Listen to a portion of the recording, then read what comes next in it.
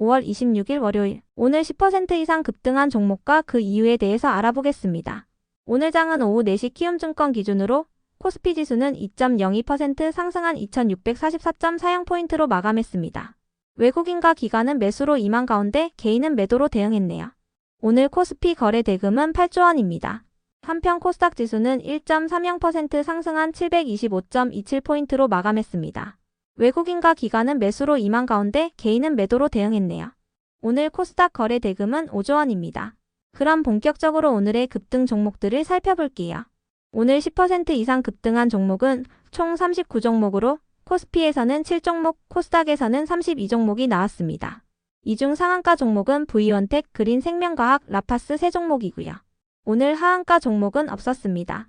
총 39개의 급등 종목 중 상위 30개 종목들을 테마별로 묶어보니 3개 테마로 나눠볼 수 있었어요. 그 외 나머지는 개별 이슈로 오른 종목들인데요. 먼저 1번 반도체 유리기판 테마입니다. 삼성전자가 2028년부터 반도체 제조에 유리기판을 도입한다는 소식입니다. 삼성전자의 계획은 실리콘 인터포저를 유리 인터포저로 대체하는 것이 핵심이라고 전해졌는데요. 인터포저란 반도체의 중간 기판으로 불리며 AI 반도체 칩의 필수 요소로 알려져 있습니다. 삼성전자는 현재 실리콘 인터포저를 사용하고 있지만 고객사의 요구에 대응하기 위해 유리 인터포저로 전환하는 계획을 짰다고 전해졌어요. 유리 인터포저는 실리콘 인터포저보다 더욱 미세한 회로를 구현할 수 있기 때문에 반도체의 성능을 끌어올릴 수 있고 기존의 실리콘 인터포저보다 생산 비용도 저렴하다는 강점이 있는데요. 삼성전자 외에도 반도체 업계가 전반적으로 유리기판을 도입하려는 움직임을 보이면서 유리기판 관련주들을 중심으로 반도체 기업들이 상승세를 보였습니다. 다음은 이번 코로나 테마입니다. 중화권을 중심으로 코로나 환자의 증가 추세가 이어지는 가운데 관련주들이 강세를 이어가고 있습니다. 한국에서는 아직까지 코로나 급증 추세가 관찰되지 않고 있지만 질병청은 여름철 유행 가능성을 배제할 수 없다며 고위험군은 예방접종을 맞아달라고 밝혔습니다. 한편 미국 제약사인 모더나는 변종 코로나를 타깃으로 한 스파이크백스라는 이름의 백신에 대해 미국 FDA 판매 허가 신청서를 제출했다고 전해졌는데요. 모더나는 해당 백신을 8월 중순까지 출시할 것으로 기대되고 있습니다. 이 같은 소식에 코로나 관련주 일부가 상승세를 이어가 주었네요.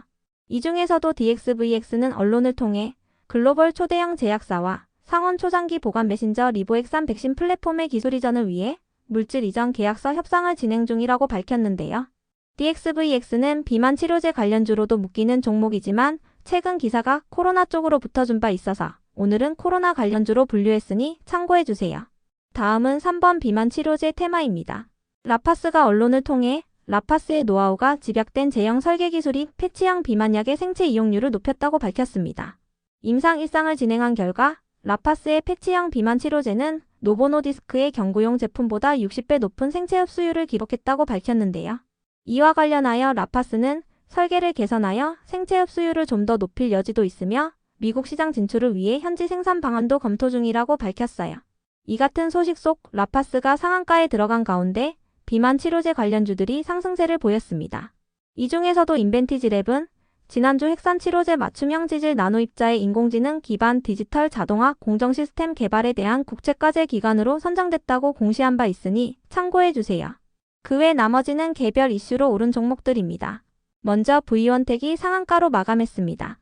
자율주행 물류로봇 기업이자 V원텍의 자회사인 시스콘 로보틱스가 로봇계의 노벨상으로 불리는 차페크상 기술 혁신상을 수상했다고 전해졌기 때문인데요. 시스콘 로보틱스는 물류로봇의 하드웨어와 소프트웨어 전반을 자체 기술로 개발하고 자동차와 2차전지, 디스플레이 등의 첨단 제조 분야에서 물류자동화 시스템 구축에 기여한 공로를 높이 평가받았다고 전해졌습니다. 그 밖에도 SK증권이 보고서를 통해 로보틱스 시장이 커지고 있으며 대기업들의 로봇 투자 기대감이 로봇 기업들의 시가총액을 키우고 있다고 언급했는데요. 이 같은 소식 속 로봇 기업들이 상승세를 보였으니 참고해주세요. 이어서 인투셀의 급등 이유는 파악되지 않았는데요. 인투셀은 지난주 금요일날 코스닥 시장에 신규 상장한 기업입니다. 인투셀은 항체 약물 접합체 플랫폼 기업으로 항암제 시장에서 각광받고 있는 항체 약물 접합체 분야에서 독자적인 플랫폼 기술을 보유하고 있으니 참고해주세요. 다음으로 현대임스를 비롯한 조선 기업들이 상승했습니다. SK증권에서 보고서를 통해 국내 조선 3사의 1분기 실적은 놀라웠으며 하반기에도 조선 기업들의 실적 개선세가 이어질 것으로 전망했기 때문인데요. 특히 북미를 중심으로 액화 천연가스선의 발주가 확대되는 부분과 미국이 중국 조선업을 제재하면서 국내 기업들이 반사 수혜를 잇는 등 앞으로도 국내 조선업계의 수요 확대 사이클을 길게 이어줄 만한 모멘텀들이 많다고 설명했어요. 이 같은 분석에 현대임스를 비롯한 조선 기업들이 강세를 보였습니다. 이어서 메이슨 캐피탈은 운영자금 확보를 위해 최대 주주인 리드코프를 대상으로 200억 원 규모의 유상 증자를 결정했다고 공시하면서 강세를 보였습니다. 신주 발행가액은 500원이며 신주 상장 예정일은 6월 18일입니다. 메이슨 캐피탈은 최근 인터넷 은행 관련주로 묶이면서 강세를 보인 바 있으니 참고해주세요. 다음으로 에코볼트와 파인메딕스, 비가전자의 급등 이유는 파악되지 않았습니다. 이어서 달바글로벌은 지난주에 신규 상장한 화장품 및 미용기기 기업인데요. 하나증권이 리포트를 통해 앞으로의 실적이 본격화될 것으로 전망하면서 강세를 보였습니다. 목표 주가는 17만원으로 제시했으며 달바글로벌의 오늘 정규장 종가는 14만 1,500원입니다. 다음으로 비트맥스는 저번주 금요일 장마감 후 전환사채 발행 공시가 올라왔는데요. 운영자금과 기타 자금 확보를 위해 라르고스브릭 2호 투자조합을 대상으로 500억 원 규모의 4회차 전환사채 발행을 결정했다고 공시했어요. 이와 함께 3회차 전환사채에 대한 자금 용도를 정정했다고 공시했는데요. 기존에는 신사업인 게임 퍼블리싱 사업의 운영자금과 개발 비용을 조달하기 위해 전환사채를 발행한다고 밝혔지만 정정 공시를 통해 게임 퍼블리싱 사업 외에도 가상자산을 취득할 것이라고 밝혔습니다. 또한 비트맥스는 오늘 언론을 통해 비트코인 29개를 추가 매입하여 총 보유량이 194개로 확대됐다고 밝혔는데요. 비트맥스는 디지털 자산 중심의 운용 전략을 강화하는 것이 목표라고 알려졌어요.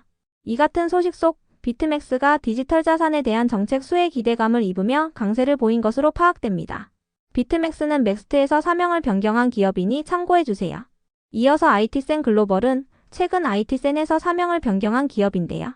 스테이블 코인 관련주이자 퓨리오사 관련주로 묶이며 강세를 이어간 것으로 파악됩니다. 이와 함께 IT센 글로벌은 최근 1분기 호실적을 발표하기도 했으니 참고해주세요. 다음으로 윙스풋의 급등 이유는 파악되지 않았는데요. 한국 콘텐츠의 열풍이 패션 시장에도 활기를 불어넣고 있다고 전해지면서 최근 패션 및 의류 관련주들이 상승세를 보인 바 있으니 참고해주세요. SNS를 통해 드라마 속 등장인물의 착장 아이템과 인기 아이돌의 패션 스타일이 소개되면서 국내 패션 매장을 방문하는 외국인 관광객이 늘고 있다고 전해졌습니다.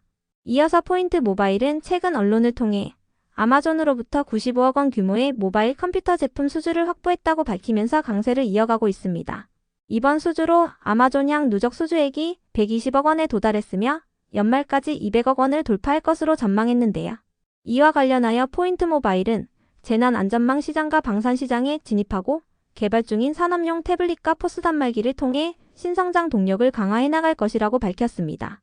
다음으로 글로벌 텍스프리는 2분기 실적 성장 기대감을 입으며 상승세를 이어간 것으로 파악됩니다. DS투자증권은 최근 글로벌 텍스프리에 대한 리포트를 발행하고 목표 주가를 6,500원으로 제시한 바 있는데요. 글로벌 텍스프리의 오늘 정규장 종가는 6,030원이니 참고해주세요. 이어서 바이브 컴퍼니를 비롯한 AI 관련주들이 상승했습니다. 오픈 AI가 한국 법인을 설립하고 서울에 첫 번째 사무소를 열 계획이라고 밝혔기 때문인데요. 오픈 AI는 챗 GPT를 개발한 기업으로 한국 진출을 통해 국내 기업과 개발자, 정책 입안자 등과 협력을 강화하고 진정한 의미의 한국형 AI 개발을 추진할 계획이라고 설명했어요. 이 같은 소식 속 인공지능 산업에 대한 정책 기대감도 이어지면서 AI 관련주들이 상승세를 보였습니다. 다음으로 프레스티지 바이오파마는 글로벌 제약 바이오 기업인 테바 파마슈티컬의 자회사와 투준유에 대한 라이선스 및 공급 계약을 체결했다고 공시하면서 강세를 보였습니다. 이번 계약은 투준유의 유럽 내 상업화 권한 부여와 제품 공급을 위한 계약인데요. 투준유는 유방암 및 전이성 위암 치료제인 허셉틴의 바이오시밀러로 작년 9월 달에 유럽 집행위원회로부터 판매 허가를 받은 바 있어요. 이번 계약은 유럽 각국의 제품 출시일로부터 5년까지 유효하며 마일스톤 금액과 로열티는 판매 수량에 따라서 정해진다고 밝혔습니다. 구체적인 수치는 비밀 유지 조건에 의해 비공개됐다고 설명했습니다. 이어서 아모텍의 급등 이유는 파악되지 않았는데요. 아모텍은 최근 IM증권에서 리포트를 발행하고 목표 주가를 12,000원으로 제시한 바 있으니 참고해주세요. 아모텍의 오늘 정규장 종가는 9,220원입니다. 다음으로 체시스는 특별한 호재 없이 강세를 이어가고 있습니다. 체시스는 자동차 부품 제조업체로 계열사를 통해 동물용 의약품을 제조하고 있는데요. 이재명 후보의 동물복지 공약 관련주로 묶였을 가능성이 있으니 참고해주세요. 그럼 오늘의 거래량과 거래대금 상위 종목들을 시장별로 살펴보고 마칠게요. 대체거래소 도입으로 인해 3시 30분까지의 데이터와 다소 차이가 있을 수 있습니다. 먼저 코스피 시장에서 거래량 상위를 기록한 종목을 살펴보겠습니다. 1위가 동양철관, 2위는 두산에너빌리티, 3위는 진원생명과학, 4위는 삼성중공업, 5위는 삼성전자, 6위는 마니커, 7위는 신풍제약, 8위는 체시스, 9위는 하나솔루션, 10위는 평화산업입니다. 이 중 10% 이상 상승한 종목은 신풍제약, 체시스입니다. 신풍제약은 코로나 관련주로 부각되었으며 체시스의 급등 이유는 파악되지 않았습니다. 한편 코스닥 시장에서 거래량 상위를 기록한 종목은 1위가 메디콕스, 2위는 우리기술, 3위는 메이슨캐피탈, 4위는 KCT, 5위는 휴마시스, 6위는 PI, 7위는 녹십자MS, 8위는 랩지노믹스, 9위는 이신바이오, 10위는 넥스트아이입니다. 이 중 10% 이상 상승한 종목은 메디콕스, 메이슨캐피탈, PI, 일신바이오입니다. 메디콕스와 일신바이오는 코로나 관련주로 부각되었으며 메이슨캐피탈은 개별 이슈가 있었습니다. PI는 유리기판 관련주입니다. 다음으로 코스피 시장에서 거래대금 상위를 기록한 종목을 살펴보겠습니다. 1위가 두산에너빌리티, 2위는 삼성전자, 3위는 현대로템, 4위는 달바글로벌, 5위는 SK하이닉스, 6위는 하나오션, 7위는 현대건설, 8위는 삼성중공업, 9위는 하나솔루션, 10위는 삼성물산입니다. 이 중 10% 이상 상승한 종목은 달바글로벌입니다. 증권사의 리포트가 붙어주었습니다.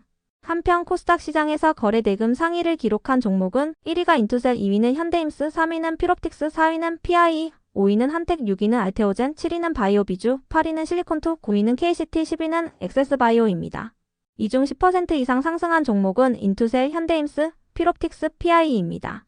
인투셀은 지난주에 신규 상장 후 특별한 호재 없이 강세를 보였으며 현대임스는 조선기자재 기업입니다.